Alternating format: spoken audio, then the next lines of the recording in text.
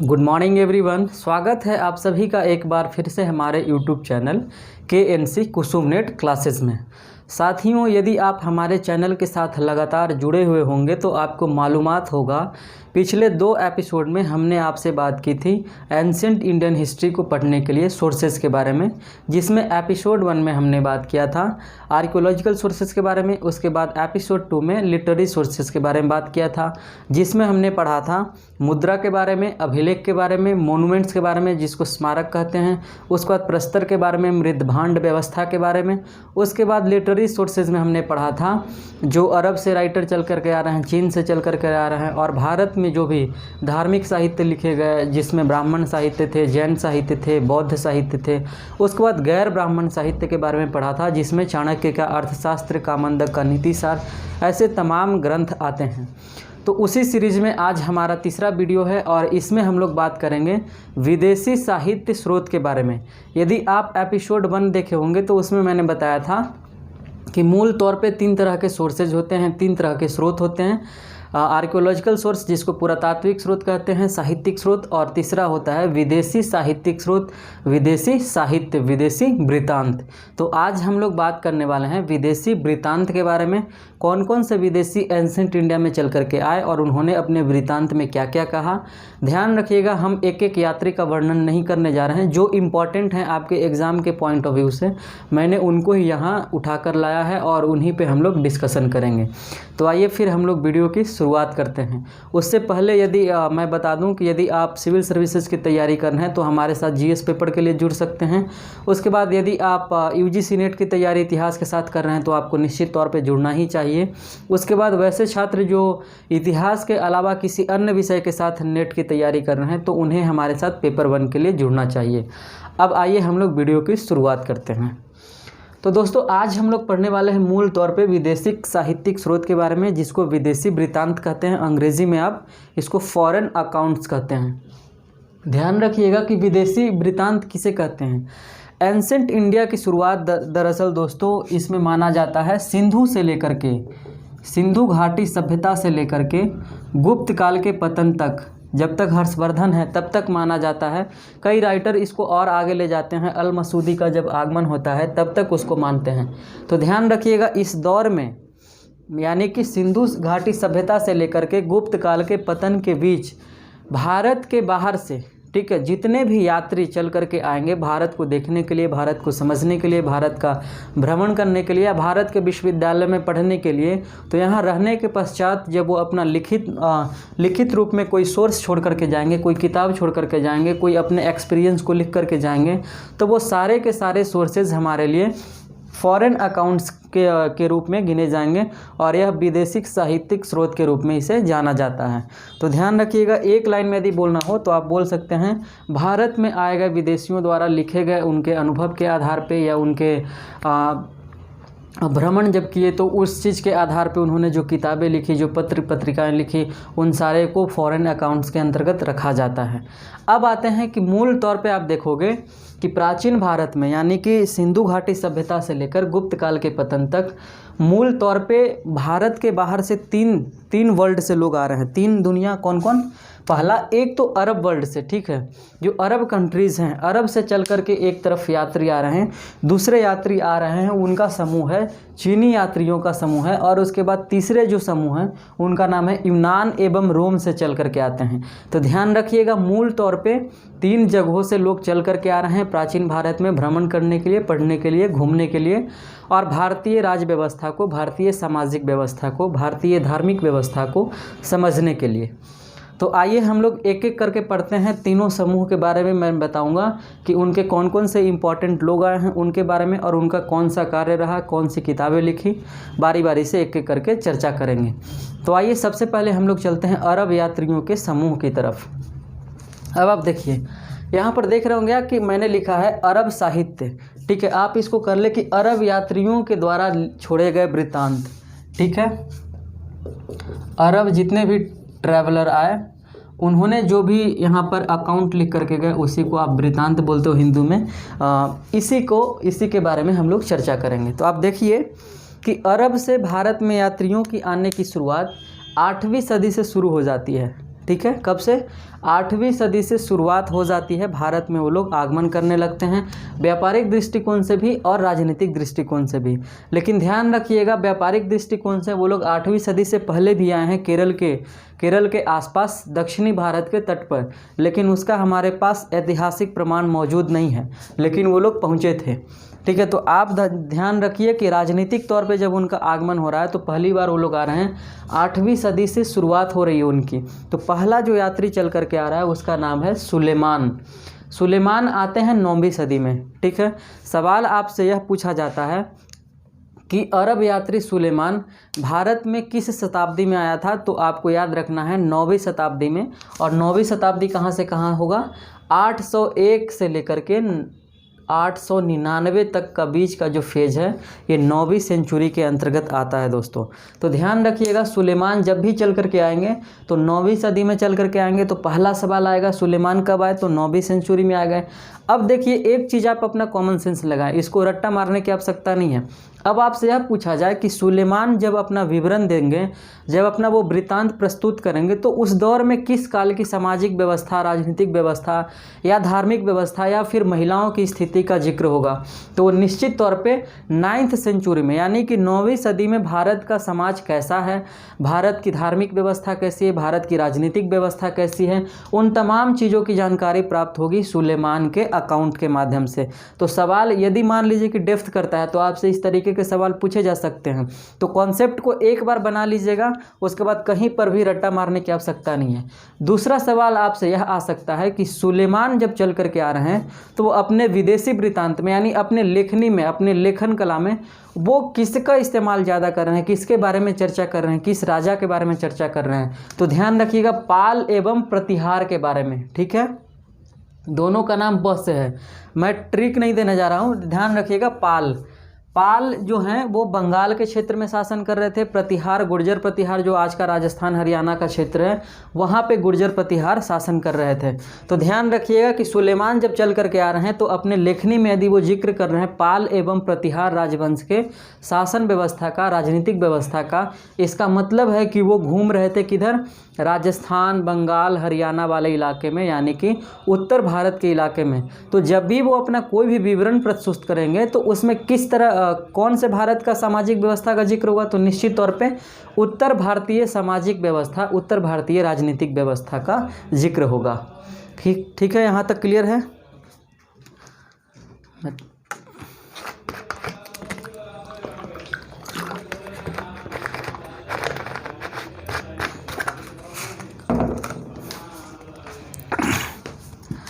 अब आते हैं हम लोग दूसरे पे। दूसरे हमारे पास जो अरब यात्री हैं उनका नाम है अल मसूदी। ठीक है, अब अल मसूदी के बारे में पहला पॉइंट याद रखिए कि अल मसूदी जो हैं सुलेमान के बाद आ रहे हैं। सवाल आपसे इस तरह से मान लीजिए कि पूछ दिया जाए कि इनको क्रोनोलॉजिकल ऑर्डर में बताइए, पहले कौन आए थे और बाद में कौन आए थे।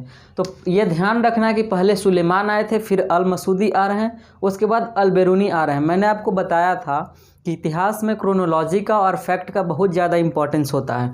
नहीं तो यदि आपका क्रोनोलॉजिकल ऑर्डर गड़बड़ है तो यानी पूरा इतिहास आपका गड़बड़ हो जाएगा, फिर ये ध्यान रखिएगा। तो इसीलिए इसको ऑर्डर वाइज याद रखना है आपको, उस तरीके से सवाल पूछ भी दिए जाते हैं। तो देखिए, दूसरे यात्री जो आ रहे हैं उनका नाम है अल मसूदी, और अल मसूदी 10th सेंचुरी में आ रहा है। मैंने आपको बताया था कि 801 से लेकर के 899 किस में जाएगा? 9वीं सदी के अंतर्गत। तो 941 से लेकर के 943, यानी 2 साल वो भारत में रहते हैं। तो 941 में अल मसूदी आएंगे, 943 तक भारत में रहेंगे, उसके बाद चले जाएंगे, यानी कि वो 10वीं सेंचुरी में आ रहे हैं, 10वीं शताब्दी में। अब आप बताइए कि जब अल मसूदी अपना विवरण प्रस्तुत करेंगे तो उसमें किस काल के भारत की सामाजिक व्यवस्था का जिक्र होगा? तो निश्चित तौर पे 10वीं सदी का, यानी 10th सेंचुरी का जो भारत का व्यवस्था है, उन सारी चीज़ों का, तमाम चीज़ों का जिक्र मिलेगा किसमें? अल मसूदी के द्वारा लिखी गई किताब में, अल मसूदी के द्वारा दिए गए विवरण में। दूसरी बात कि अल मसूदी ने काम, जैसे सुलेमान आए तो पाल एवं प्रतिहार के बारे में ज़्यादा लिखा, उस पर ज़्यादा उन्होंने फोकस किया। उसी तरीके से जब अल मसूदी आएंगे तो वो भी फोकस करेंगे। तो इन्होंने जो फोकस किया वो राष्ट्रकूट राजाओं पे किया है। ध्यान रखिएगा, राष्ट्रकूट राजाओं पे किया है। किस पे? राष्ट्रकूट राजाओं पे। आपसे इस तरीके से सवाल पूछ दिए जाएंगे कि मान लीजिए एक तरफ ऑप्शन ए में दिया है सुलेमान, ऑप्शन बी में है अल मसूदी, और आपसे दूसरे तरफ दे दिया कि इस तरफ पाल प्रतिहार एवं राष्ट्रकूट। तो आपको ध्यान रखना है कि सुलेमान ने जो अपना काम किया है वो पाल एवं प्रतिहार के लिए किया है, अल मसूदी ने अपना काम किया है वो राष्ट्रकूट राजाओं के लिए किया है। इसलिए एक एक चीज़ को आप फोकस कीजिएगा और लिखते चलिएगा।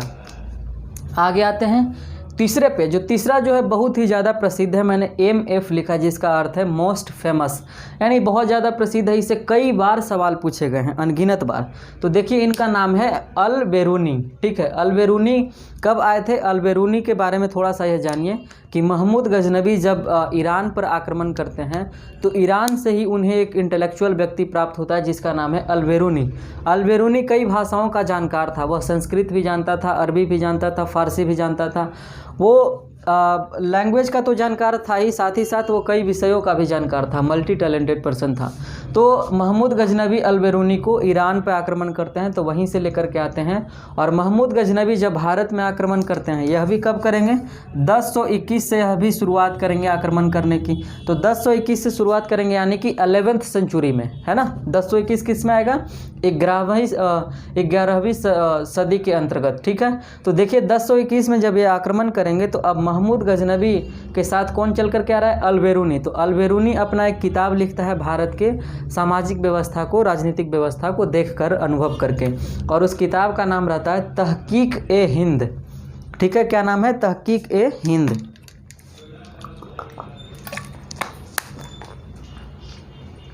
अब देखिए कि तहकीक-ए-हिंद जब अल बेरूनी लिखेगा तो उसमें किस सेंचुरी के समाज का जिक्र होगा? तो 11वीं सेंचुरी के समाज का जिक्र होगा, जैसा कि मैंने आपको पहले बताया था कॉन्सेप्ट के रूप में। अब आप देखिए कि अल बेरूनी ने किन किन चीज़ों का जिक्र किया है। अब ध्यान रखिएगा, किसी भी का भी विवरण हो तो यह कॉन्सेप्ट याद रखिएगा कि वो अपने विवरण में इन तमाम बिंदुओं पर चर्चा करेगा। ठीक है, इसलिए जब आप डिस्क्रिप्टिव आंसर लिखने जा रहे हो, डिस्क्रिप्टिव की मेंस की तैयारी कर रहे हैं, तो आप इन सारे कॉन्सेप्ट को ध्यान में रखेंगे तो आप एग्ज़ाम में आंसर आराम से लिख लेंगे। जैसे अल बेरूनी अपने तहकीक-ए-हिंद नामक किताब में भारत के 11वीं सेंचुरी के समाज के बारे में, संस्कृति के बारे में, विज्ञान के बारे में, धर्म के बारे में, भूगोल के बारे में, दर्शन के बारे में, रीति रिवाज के बारे में इत्यादि तमाम चीज़ों के बारे में जानकारी प्रस्तुत करता है, विवरण प्रस्तुत करता है। ठीक है, तो सवाल आपसे कितना भी घुमाए आप इन चीज़ों को देख करके बना सकते हैं, देख करके सॉल्व कर सकते हैं। अब आप देखिए कि अल बेरूनी के बारे में एक बातें तय है। अल बेरूनी ने कहा है कि वो अपने अनुभव के आधार पे कोई भी चीज़ें नहीं लिखी है। ठीक है, उन्होंने किसके आधार पर लिखी है? भारतीय साहित्यों का उन्होंने अध्ययन किया। जो भी भारत में जितने भी साहित्य थे, हिंदू साहित्य से लेकर के जैन साहित्य से लेकर के बौद्ध धर्म के साहित्य, आजीवक संप्रदाय के साहित्य, जितने भी भारत में पहले रिलीजन चल रहे थे, उन सारे के धार्मिक साहित्यों को पढ़ते हैं और भारत के वो समाज को समझने की कोशिश करते हैं कि यहाँ का कस्टम क्या है, यहाँ का रूल रेगुलेशन क्या है, और उन्हीं किताब को पढ़ने के आधार पे ये अपना विवरण प्रस्तुत करते हैं। तो आपसे सवाल आ सकता है कि क्या अल बेरूनी के द्वारा लिखा गया किताब तहकीक-ए-हिंद उनके अनुभव के आधार पर लिखी गई है? तो नहीं, उन्होंने भारतीय साहित्यों का अध्ययन करके, पढ़ाई करके, निरीक्षण करके अपनी किताब लिखी तहकीक-ए-हिंद। तो मेरे ख्याल से अरब यात्री जो 3 लोग थे वो तीनों इम्पॉर्टेंट थे। मेरे ख्याल से तीनों आपको समझ में आ गए होंगे। अब हम लोग आगे बढ़ते हैं चीनी यात्री की तरफ। और चीनी यात्री में भी मेरे पास कितने लोग हैं? 3 लोग हैं, और उन तीनों बहुत इम्पॉर्टेंट हैं। आप ध्यान से इन तीनों को भी समझिएगा।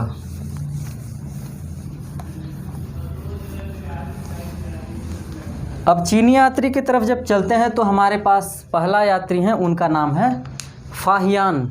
ठीक है, तो फाहियान कब आ रहे हैं चल करके? 5th सेंचुरी AD में आ रहे हैं। ठीक है, यहाँ पर भी AD का मामला चल रहा था, यहाँ पर भी AD का मामला चल रहा है। ध्यान रखिएगा, BC का मामला यहाँ पर नहीं चल रहा है। ठीक है, तो AD में आ रहे हैं, तो फाहियान आ रहे हैं 5th सेंचुरी AD में। जब फाहियान चल करके आ रहे हैं तो भारत में कौन शासन कर रहा है? तो चंद्रगुप्त सेकंड विक्रमादित्य। ठीक है, चंद्रगुप्त सेकंड विक्रमादित्य जो कि गुप्त वंश का शासक है। तो ध्यान रखिएगा, आपसे सवाल पूछा जाता है कि फाहियान किसके दरबार में चल कर आया था? तो चंद्रगुप्त सेकंड विक्रमादित्य। वह किस वंश का शासक था? तो गुप्त वंश का था। क्लियर है? अब देखिए कि फाहियान जब चल करके आएगा तो भारत में 14 सालों तक लगातार रहता है। ठीक है, 14 सालों तक लगातार रहता है। तो आप देखोगे कि अशोक के समय में, जब अशोक शासन कर रहे थे, तो बौद्ध धर्म का प्रसार चीन से लेकर के एशिया के तमाम शहरों में, तमाम देशों में, और यहाँ तक कि यूरोप में भी, और उधर अमेरिका में भी फैलाया गया बौद्ध धर्म को। तो आप चाइना पे उसका सबसे ज़्यादा प्रभाव पड़ा। तो चाइना से जो भी लोग चल करके आ रहे हैं, उनका जो मूल कार्य है, उनका जो मूल पॉइंट है, उनका जो मूल फोकस है, वो फोकस है भारत में बौद्ध धर्म के प्रचार प्रसार को, या फिर भारत में बौद्ध धर्म की स्थिति को जानना समझना। तो जब वो लोग चल करके आएंगे फाहियान, तो उनके ऊपर मुख्य तौर पे किसका प्रभाव रहेगा? बौद्ध धर्म का। तो यहाँ आएंगे तो जितने भी बुद्धिस्ट मोनेस्ट्री हैं या फिर बुद्धिस्ट यूनिवर्सिटी हुआ करते थे, उन सारे में वो घूमेंगे और वहाँ के चीज़ों को देखेंगे, समझेंगे और अपने विवरण में प्रस्तुत करेंगे। तो आपसे सवाल आ सकता है कि चीनी यात्री फाहियान के विवरण में मूल तौर पे किस धर्म का प्रभाव दिखता है? तो वो बौद्ध धर्म का प्रभाव दिखता है। कितने सालों तक रहा? तो 14 सालों तक लगातार भारत में रहा। किसके शासन काल में आया? तो चंद्रगुप्त द्वितीय विक्रमादित्य के काल में। क्लियर है? और कब आया? तो 5th सेंचुरी AD में आया। आगे आते हैं। अब हमारे पास दूसरा यात्री है जिसका नाम है वेनसांग, जो कि बहुत फेमस है। इन्होंने एक किताब लिखा था जिसका नाम है CU की। यह किताब का नाम आप याद रखिएगा। ठीक है, तो वेनसांग कब आ रहे हैं? चल करके हर्षवर्धन के काल में। अब हर्षवर्धन के बारे में कहा जाता है दोस्तों कि उत्तर भारत का अंतिम विशाल हिंदू सम्राट था, जिसके पास एक बहुत बड़ा अंपायर हुआ करता था। तो हर्षवर्धन के काल में जब ये चल करके आएंगे, तो हर्षवर्धन शासन कर रहा है कब? 6th सेंचुरी में। ठीक है, कब कर रहा है? 6th सेंचुरी में। और वेनसांग जब चल करके आएगा हर्षवर्धन के दरबार में, तो यह 16 वर्षों तक लगातार रहेगा। जैसे फाहियान 14 साल तक रहा था, उसी तरीके से वेनसांग 16 साल तक लगातार रहेगा। और जब यह रहेगा तो यह अपना विवरण प्रस्तुत करेगा। तो एक चीज़ें आपको समझ में आ गई होंगी, वह क्या कि 6th सेंचुरी AD का जो हमारा समाज है, राजनीति है, उसी का प्रभाव इसके लेखनी में दिखेगा। अब आगे आते हैं कि उस दौर के किन किन चीज़ों के बारे में जिक्र करता है। तो समाज के बारे में, धर्म के बारे में मुख्य तौर पर चर्चा करता है। ठीक है, अब धर्म के बारे में किसके बारे में? तो बौद्ध धर्म के बारे में मूल रूप से फोकस करेगा। जितने भी चीनी यात्री आएंगे उनका फोकस मूल रूप से बौद्ध धर्म पे ही रहेगा। ठीक है, अब आगे आते हैं। अब हमारे पास तीसरे यात्री का नाम है, उनका नाम है इत्सिंग। तो इत्सिंग के बारे में पहला पॉइंट ध्यान रखिए कि इत्सिंग 7वीं शताब्दी में, यानी 7वीं सदी में, यानी 7वीं सदी के कब? अंत में, है ना, लास्ट मैंने यहाँ पे लिखा ब्रैकेट में, 7वीं सदी के अंत में चल कर के आ रहे हैं। और यह किस लिए आ रहे हैं? विक्रम विश्वविद्यालय जो है उस कहाँ में था? विक्रम विश्वविद्यालय, इसका नाम है विक्रमशिला, पूरा नाम है। यह बिहार के भागलपुर में लोकेटेड था, अभी भी है दोस्तों। और इसके बाद नालंदा विश्वविद्यालय, जो अभी बिहार के नालंदा राजगीर में लोकेटेड है। तो इत्सिंग जब चल करके आ रहे हैं 7th सेंचुरी AD में, तो उनका मुख्य कार्य है, वो मूल तौर पे आ रहे हैं विक्रमशिला विश्वविद्यालय एवं नालंदा विश्वविद्यालय का भ्रमण करने के लिए। ऐसा क्यों? ऐसा इसलिए क्योंकि ये दोनों ऐसे विश्वविद्यालय हैं जहाँ पे बौद्ध धर्म का प्रचार प्रसार, पढ़ाई लिखाई सबसे ज़्यादा हुआ। इसीलिए जब ये भी चीनी यात्री हैं तो ये भी चल करके आएंगे, तो इनके ऊपर भी बौद्ध धर्म का निश्चित तौर पे स्वाभाविक सी बात है प्रभाव रहेगा। तो इसीलिए चल करके ये जब आते हैं तो चल करके कहाँ जाते हैं? पहले विक्रमशिला विश्वविद्यालय भागलपुर। आपसे सवाल कई बार पूछा गया है कि विक्रमशिला विश्वविद्यालय कहाँ में लोकेटेड है? तो वो भागलपुर में, बिहार के भागलपुर में। और नालंदा विश्वविद्यालय बिहार के राजगीर में, जो कि मगध का पहली राजधानी हुआ करता था, जिसको आप राजगृह के नाम से जानते हैं। अब ये जब आएंगे तो इत्सिंग अपने विवरण में सबसे ज़्यादा जो प्रस्तुत करते हैं, सबसे ज़्यादा जो विवरण लिखते हैं, वह भारत की शैक्षणिक स्थिति के बारे में लिखते हैं, क्योंकि इनका मूल पर्पस ही रहता है विश्वविद्यालय भ्रमण करना। तो जो व्यक्ति विश्वविद्यालय का भ्रमण करेगा वो मूल तौर पे एजुकेशनल बातों को लिखेगा अपने विवरण में। तो यह शैक्षणिक स्थिति पे ज़्यादा चर्चा करते हैं। उसके बाद यहाँ के लोगों के वेशभूषा पे चर्चा करते हैं, साथ ही साथ यहाँ के लोगों का रहन सहन क्या है, यहाँ के लोग कौन सा लैंग्वेज बोलते हैं, इन तमाम चीज़ों पर यह अपने विवरण में फोकस करते हैं। तो इत्सिंग से बस इतना ही। आप ध्यान रखिएगा इनके कब आए चल करके, और AD वगैरह जो भी इनका टाइम पीरियड है वो याद रखिएगा, और कौन से विश्वविद्यालय भ्रमण किए और अपने विवरण में किन किन चीज़ों पे जिक्र किए हैं, किन किन चीज़ों का विवरण प्रस्तुत किया है, उन सारे चीज़ों को आप ध्यान में रखिएगा। अब आते हैं हम लोग तीसरे, जो कि सबसे इम्पॉर्टेंट है, और वह है यूनान एवं रोम से चल करके आ रहे यात्रियों के विवरण के बारे में बात करेंगे हम लोग। तो देखिएगा कि यूनान का ही व्यक्ति था पहला व्यक्ति जिसको आप फादर ऑफ हिस्ट्री के नाम से जानते हैं। तो आपसे पहला सवाल आ सकता है कि फादर ऑफ हिस्ट्री जिसको आप हेरोडोटस कहते हैं, तो हेरोडोटस कहाँ का रहने वाला था? तो यूनान का रहने वाला था। और हेरोडोटस के ही समकालीन एक हिस्टोरियन था जो बहुत फेमस हुआ, उसका नाम है लिवी। तो लिवी कहाँ का रहने वाला था? रोम का रहने वाला था। ठीक है, दोनों के बारे में याद रखिएगा, हेरोडोटस एवं लिवी दोनों के दोनों कॉन्टेम्प्ररी हिस्टोरियन हैं। अब आप एक चीज़ ध्यान रखो कि उस दौर में जितने भी हिस्टोरियन हो रहे हैं वो सारे के सारे मल्टी टैलेंटेड हैं। ऐसा नहीं कि सिर्फ हिस्ट्री के एक्सपर्ट हैं, वो ज्योग्राफी भी जान रहे हैं, वो पॉलिटी भी जान रहे हैं, वो फिलॉसफी भी जान रहे हैं, तमाम चीज़ों की जानकारी उनके पास होती है।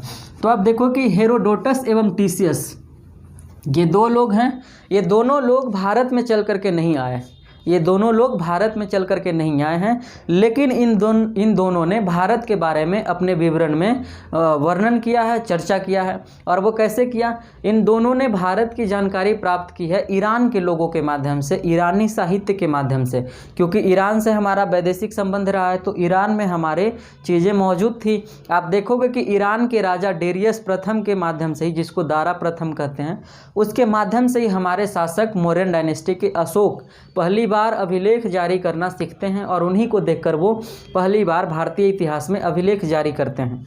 तो इसी तरीके से जब हेरोडोटस एवं टीसीएस भारत के बारे में जानकारी जानना चाहते हैं, प्राप्त करना चाहते हैं, तो वो लोग ईरान के लोगों का, ईरानी साहित्य का सहारा लेते हैं। तो आपसे सवाल आ सकता है कि क्या मतलब हेरोडोटस एवं टीसीएस ने भारत के बारे में वर्णन किया है अपने विवरण में, अपने किताबों में, अपने साहित्य में, लेकिन क्या वो भारत चल करके आए? तो नहीं, भारत वो चल करके नहीं आए हैं, बल्कि ईरानी साहित्य के माध्यम से उन्होंने वर्णन किया है। आगे आते हैं। अब उसमें आप देखो कि टीसीएस जो बहुत सारी बातें कहती हैं वो कल्पनात्मक बातें हैं, वो इमेजिनरी सिचुएशन है, वो इमेजिनरी स्टोरीज़ की तरह है, उस पर कंप्लीट रूप से आप भरोसा नहीं कर सकते हैं, वो विश्वसनीय नहीं है। तो आपसे सवाल यदि मान लीजिए कि इस तरीके के पूछ दिया जाए कि टीसीएस के द्वारा दिया गया विवरण, भारत के बारे में दिया गया विवरण, क्या वो विश्वसनीय है? तो नहीं, ठीक है, उतना विश्वसनीय नहीं है, क्योंकि उन्होंने मैक्सिमम जो बातें कही है वो कल्पनात्मक बातें हैं। तो ध्यान रखिएगा, वो इमेजिनरी सिचुएशंस हैं। अब आते हैं दूसरे नंबर पे, दूसरा है जो नियार्कस एवं अरिस्टोबुलस है। तो नियार्कस के बारे में आपको पता होगा कि जो सिकंदर, जो यूनान का रहने वाला था, मेसोपोटामिया का राजा हुआ करता था, जिसको आप विश्व विजेता के रूप में जानते हैं, तो उसका जल सेनापति था जिसका नाम था नियार्कस। तो नियार्कस ने भी भारत के बारे में अपने रचना में वर्णन किया है। उसके बाद अरिस्टोबुलस ने भी दिया है। तो अरिस्टोबुलस और नियार्कस का भी अपना इम्पोर्टेंस है, नाम याद रखिएगा, ज़रूरी है। उसके बाद आते हैं मेगास्थनीज के बारे में बात करते हैं, जो कि सबसे ज़्यादा मेरे ख्याल से इम्पोर्टेंट है। और इन्होंने एक बहुत फेमस किताब लिखी, इंडिका। लेकिन इंडिका में आगे चल करके कई राइटर ने इंडिका को लिखा है, ऐसा आप मत सोचिएगा कि मेगास्थनीज नहीं केवल इंडिका लिखा है, बल्कि और कई सारे राइटर हुए जो मौर्यन डायनेस्टी के कॉन्टेम्प्ररी हैं, उन्होंने इंडिका नामक पुस्तक में अपना योगदान दिया है, अपना कंट्रीब्यूशन दिया है। तो ध्यान रखिए कि मूल रूप से जो मेगास्थनीज ने इंडिका लिखा था वो अब उपलब्ध नहीं है, ठीक है, अब उपलब्ध नहीं है। और इसी के आधार पे, ठीक है, किसके आधार पे? इंडिका के आधार पे ही मुख्यतः यूनानियों का कार्य आधारित है। तो यूनानी लोग जितने भी लिख रहे हैं भारत के बारे में, वो मूल रूप से किस पे आधारित हैं, किसको पढ़कर लिख रहे हैं? वो मेगास्थनीज के द्वारा लिखी गई किताब इंडिका को पढ़ करके लिख रहे हैं। तो आपसे सवाल मान लीजिए इस तरीके से पूछा जाए कि यूनानियों द्वारा भारत के ऊपर दिया गया विवरण या यूनानियों द्वारा भारत के ऊपर किया गया कार्य किस पे मूलतः आधारित है? तो वह है मेगास्थनीज द्वारा लिखी गई पुस्तक इंडिका पर आधारित है। अब इंडिका से सबसे ज़्यादा हमको किस डायनेस्टी के बारे में जानकारी मिलती है? तो वह है मौर्यन डायनेस्टी के बारे में, ठीक है। यह मौर्यन डायनेस्टी के समय ही भारत चल करके आता है। तो मौर्यन डायनेस्टी के बारे में जानकारी मिलती है, मौर्यन एडमिनिस्ट्रेशन, मौर्यन सोसाइटी, मौर्यन के समय इकोनॉमी क्या था, रिलीजियस कंडीशन क्या था, उन तमाम चीज़ों के बारे में जानकारी प्राप्त होती है। उसके बाद हम लोग देखते हैं कि सिकंदर, मौर्यन डायनेस्टी से पहले सिकंदर 323 BC में आक्रमण करते हैं। तो यह इसका भी, सिकंदर के आक्रमण का भी जिक्र किया गया है किसमें? मेगास्थनीज द्वारा लिखी गई किताब इंडिका में। उसके साथ साथ पाटलिपुत्रा के लिए जिक्र किया गया है। जो कि बहुत ही फेमस है, इसके लिए जाना जाता है। तो पाटलिपुत्रा के बारे में एक अच्छा सा विवरण, बहुत लंबा सा विवरण प्रस्तुत किया गया है इंडिका में। तो पहला सवाल में, इंडिका के लेखक कौन है? मेगास्थनीज। मेगास्थनीज कहाँ के रहने वाले थे? यूनान के रहने वाले थे। उस मेगास्थनीज के इंडिका में किस वंश की जानकारी मिलती है? तो मौर्यन डायनेस्टी की। ठीक है, और किस एक शहर का वर्णन सबसे ज़्यादा किया गया है? तो वह पाटलिपुत्रा का किया गया है। क्लियर है? आगे आते हैं हम लोग।